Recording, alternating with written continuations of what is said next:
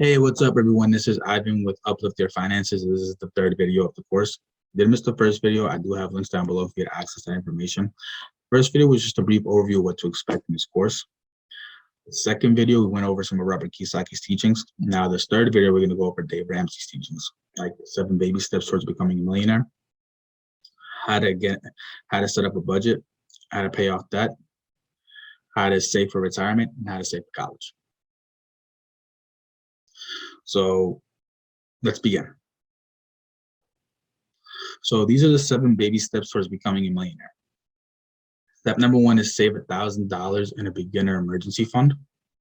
This is to help you with any emergencies that come up along your journey. Small emergencies like a flat tire. Step 2 is paying off all your debt, except your house. Step 3 is saving 3 to 6 months of expenses for an emergency. Step 4 is investing 15% of your income for retirement. Step 5 is saving for college if you have children. Step 6 is pay off your house, and step 7 is build wealth and give. So let's begin with budgeting.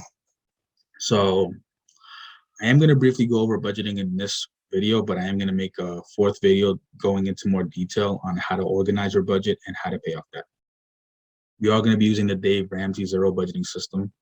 What that is you want to give every dollar you earn an assignment. You're going to separate your expenses into 2 categories, your fixed expenses and your operating expenses. So your fixed expenses are expenses that never change. Examples are rent, mortgage, car insurance, subscription, and car loans. Now your operating expenses, these are expenses that differ from month to month. For example, gas and groceries. One week you may drive less, so you're going to spend less money on gas, and then other weeks you may drive more, and those weeks you'll spend more money on gas. And with groceries, one week you may feel you have a good enough amount of food in your pantry, so you're going to spend less money on groceries that week, versus another week you may feel like your pantry looks a little empty, so you're going to spend more money on groceries that week. Now let's go over the debt snowball, which is the method that we're gonna use to pay off debt. So again, I'm going to briefly go over it here, and then I'm going to make a 4th video going into more detail. So what you got to do is you got to stop all investments temporarily and devote all extra income to getting out of consumer debt.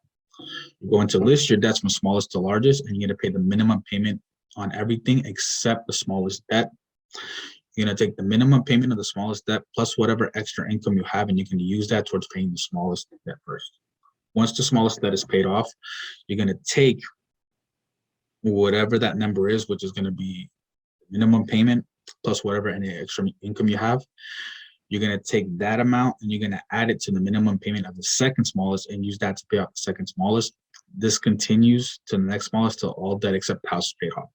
So for example, let's say your smallest debt has a minimum payment of $25. And let's say you have $300 of extra disposable income that you can throw at the smallest debt. That means you're gonna send a $325 payment to the smallest debt until it's paid off. Then you're gonna take that $325 and add the minimum payment of the second smallest, and you're gonna send that to the second smallest until it's paid off. And you're gonna continue this process till all debt except your house is paid off. Right? So the thing about the debt snowball is most people tend to ask, why start with the smallest? Why not start with the debt that has the highest interest, or start with the highest debt with the highest interest? So the reason Dave Ramsey created this is because he wants you to get excited. It was a way to create hope, because as you pay off one debt and then move on to the next, you start to see results fast, and it gets you excited, and it makes you want to stick with the process. Versus if you start with the highest debt with the highest interest, it will take a lot longer to see results, which could lead to frustration and lead to you not sticking with the process. So, the whole point is to engage your emotions. The more excited you are, the more likely you are to stick with it, versus the more frustrated you are, the less likely you are to stick with it. So now that we went over basically the first 2 steps. Let's continue to step 3 and step 4. So step 3, you want to save 3 to 6 months of expenses for an emergency. This is when, God forbid, you lose your job. At the very least, you have 3 to 6 months of bills in a savings account, 3 to 6 months of expenses that you can use to pay your bills for the next 3 to 6 months. This way, you'll have time to look for a job and you won't be as stressful, thinking about finding a job while also paying your bills. Once you save those 3 to 6 months of expenses, you want to start to invest 15% into a retirement account. So the way that works is Dave Ramsey recommends you invest 15% of your income, and you always want to start with where you have a match. So for example, your 401ks. This is where your company is matching a certain percentage. So let's say, for example, the company is giving you a 6% match. So what you would do is you would then contribute 6% out of your check into your 401k. So you're matching the 6% that your company's giving you. Now, once you pay that 6%, you're gonna subtract the 6% from the 15% and then invest the rest of 9% into what Dave Ramsey recommends, into a Roth IRA, which is what Dave Ramsey recommends. Now, if you don't have a match to invest in, Dave Ramsey recommends that you invest that full 15% into the Roth IRA. Now, the max you can put into the Roth IRA is between $5,000 to $6,000 a year. And the benefit with this account is once you reach retirement age, you can pull from this account tax-free. So once you invest in the Roth IRA, let's say that the 15% that you're contributing is actually more than $6,000. So let's say you invested the 6% and then you invested the rest of the percentage into the Roth IRA, and you still have $1,000 left over. Dave Ramsey recommends that you invest that extra money into a growth stock mutual fund. Typically, he wants you to look for a fund that outperforms the S&P 500s. Now, with this information, I do highly recommend that you sit down with a financial advisor that has a heart of a teacher and is willing to teach you some of these things as you're going through the process. Also, I do have a link here that is a very useful tool that can help you plan for your retirement. So I'm going to show you that tool now. So it's called the Dave Ramsey calculator. And what you're going to do is you're just going to put in some numbers here to help you plan out your retirement. So for example, let's say you're 35 years old, you plan to retire at 67, you have $20,000 saved in the retirement fund already. You plan to contribute $300 monthly. And as you can see here, it says that historically, the 30-year return of an S&P 500 has been 10 to 12%, which is why Dave Ramsey recommends looking for a mutual fund that outperforms the S&P 500. So this way you can get more than a 10 to 12% back return. But let's just keep it at 12% for now. So if you calculate that, in 32 years, your investment would be worth a little bit over $2 million. So again, this is a very useful tool that you can use towards planning your retirement, along with using a financial advisor to help you choose certain mutual funds and certain Roth IRAs. Let's continue. So the next thing we're going to go over is how to pay college. But before that, I want to go over some information that I have here. So Dave Ramsey recommends that you pay for college in cash and that you should not take out student loans. Most student loan borrowers, sorry about that. Most student loan borrowers owe between $25,000 to $50,000. Graduating college with that kind of a debt really holds you back from really achieving a lot of those goals, especially when you're graduating college and, most students don't even have a job coming out of college. So, this could really hold you back. Something else we must understand is that college degrees do not ensure that you have a job, does not ensure you success, and does not ensure wealth. College only teaches you knowledge, and only if you mix knowledge with attitude, character, perseverance, vision, diligence, and levels of work ethic will your college degree produce for you. So that's something that we all need to understand, is that a college degree does not ensure anything, does not guarantee anything. A college degree is only knowledge, and combining that knowledge with good character, vision, diligence, and work ethic is how you're going to get your degree to produce for you. So with that being said, let's go over different accounts that you can use to save towards college.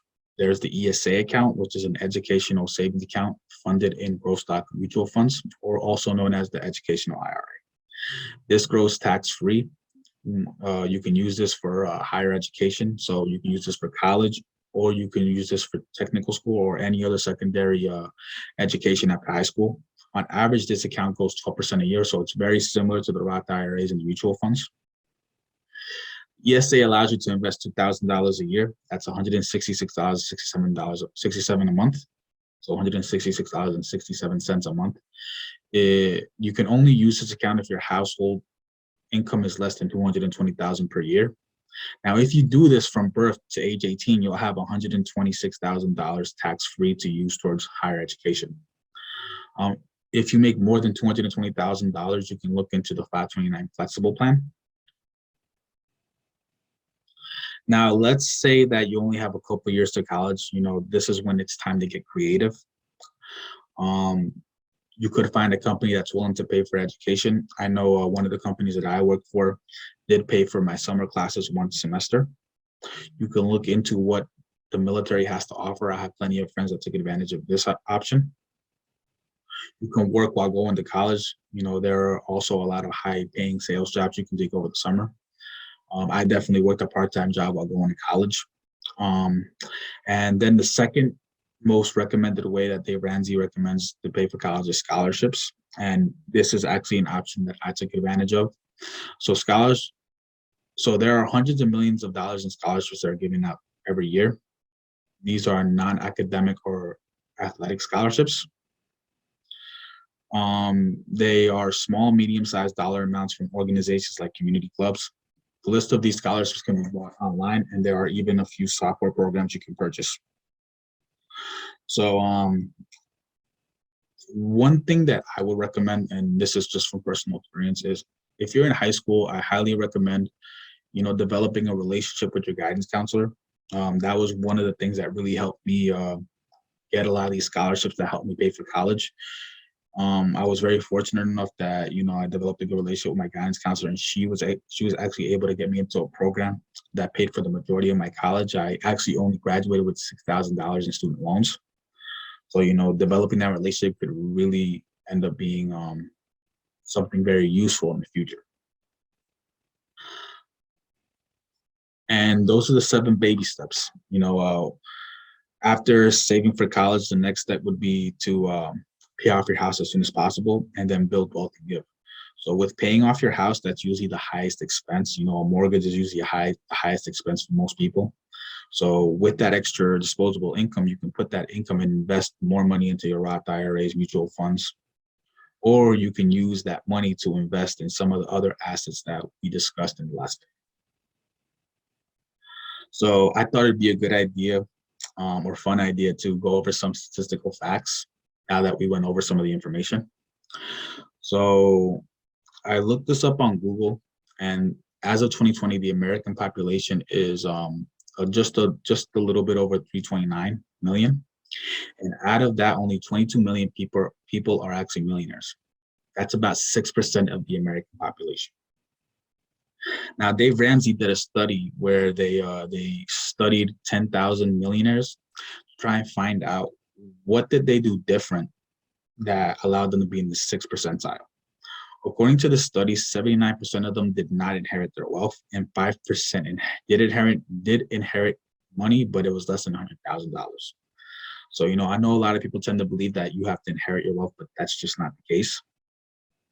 80% of these millionaires used their 401k, paid off their home in an average of 10.2 years, and invested in good growing mutual funds or Roth IRAs.